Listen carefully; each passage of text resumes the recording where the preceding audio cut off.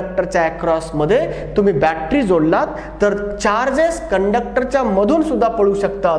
मग Q charges जर पळत असतील कंडक्टर मधून तर त्याच्यावर सुद्धा फोर्स लागतो आणि पर्यायानं कंडक्टरवर फोर्स लागतो. म्हणून पुढचे हेडिंग आहे फोर्स ऍक्टिंग ऑन कंडक्टर, पण करंट कॅरिंग कंडक्टर, कारण त्याच्यातून चार्ज पळतात म्हणजे करंट वाहतं ना.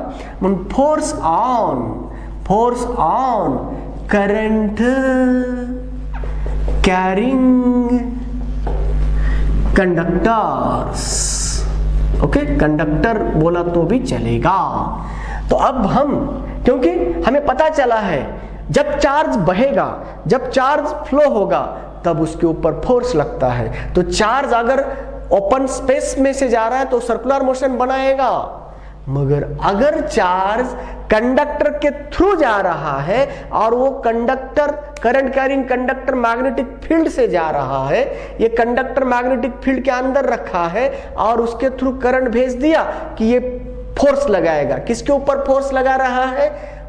उसका फोर्स लगाने का इंटेंशन था चार्ज के ऊपर, मगर लग रहा है किसके ऊपर? कंडक्टर के ऊपर. हम किसी आदमी को मारते हैं, कोई बच्चे ने अगर कोई गड़बड़ की तो उसको मारते हैं, है ना, तो कोई उसका तो मारते हैं तो उसके बॉडी के ऊपर एक्शन करते हैं, मगर हमें उसके माइंड को कन्वर्ट करना है. माइंड को, हमारी इच्छा क्या है? उसका माइंड बदलना है. तो माइंड बदलने के लिए बॉडी के ऊपर मारने से कोई मतलब नहीं, उसको तकलीफ देना है. तो ये अलग अलग सजा दिए जाते हैं. उसी तरह बच्चों, हमें बोलना था उस आदमी को, हमें उसको बोल के भी हम उसको समझा सकते थे, मगर हमें इतना गुस्सा आ सकता है कि ये गुस्सा हम मार के उसके ऊपर निपटाते हैं. हम मार रहे हैं तो उस आदमी को नहीं, उसके बॉडी को मार रहे हैं, मगर मारना था उस आदमी को, उसके आदमी के सोच को मारना था. उन्होंने मेरे बारे में गलत सोचा है, ये गलत सोच हमें बदलना था, मगर हम एक्शन कर रहे बॉडी के ऊपर. उसी तरह करंट जा रहा है कंडक्टर के थ्रू जा रहा है, चार्ज भाग रहा है कंडक्टर के थ्रू, तो कंडक्टर के थ्रू जाने वाले चार्ज के ऊपर फोर्स लगाना था, मगर वो कंडक्टर के बीच से जा रहा है, इसलिए कंडक्टर के ऊपर लगाना पड़ेगा फोर्स. तो ठीक है बच्चों.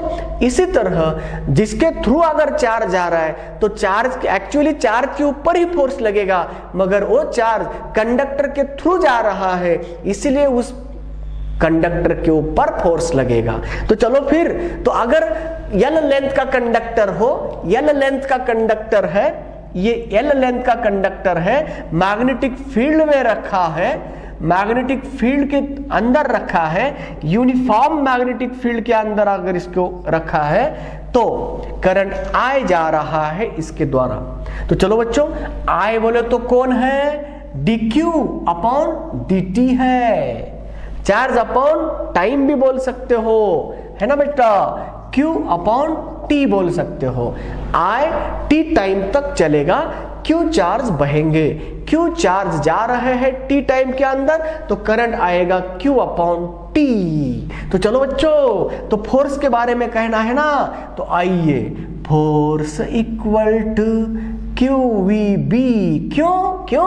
थीटा 90 है, क्योंकि मैग्नेटिक फील्ड अंदर है, वेलोसिटी भी इधर है ना बच्चों. तो वेलोसिटी इधर है, दोनों का एंगल 90 है, sin 90 1 होता है, तो इतना फोर्स लग रहा है.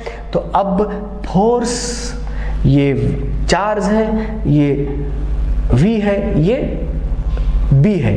अब मैं चार्ज, इसको मैं लेंथ अपॉन टाइम, कितना लंबा है? L लंबा, तो velocity equal to length upon time लिखेंगे. तो V की जगह Q L B upon T, है ना बेटा. तो आप बोलो Q अपॉन T बोले तो कौन है? करंट. तो B I L, इतना फोर्स लगा है. L लेंथ का कंडक्टर I करंट कैरी कर रहा है मैग्नेटिक फील्ड के थ्रू, मैग्नेटिक फील्ड के थ्रू I करंट जा रहा है L कंडक्टर के थ्रू. तब L लंबे कंडक्टर के थ्रू अगर या I करंट जाएगा, उसको अगर मैग्नेटिक फील्ड B में रखा है तो फोर्स लगेगा BIL। तो BIL इतना फोर्स लगता है इस कंडक्टर के ऊपर। अगर आपने नॉर्मली नहीं रखा, कंडक्टर को मैग्नेटिक फील्ड के साथ थीटा एंगल बना के रखा हो, तो ये है मैग्नेटिक फील्ड है, ये है करंट कैरिंग कंडक्टर की लेंथ है, इस दिशा में करंट जा रहा है, दोनों ने एंगल थीटा बनाया है। तो बोलो बोलो क्या होगा? तो ये B है ना, तो इधर कौन रहेगा? B cos इधर रहेगा, है ना बेटा। अगर B के साथ एंगल थीटा बनाया है तो B अगर इसको नॉर्मल होना चाहिए तो क्या होगा? ये अगर थीटा बनाया है तो ये क्या होगा?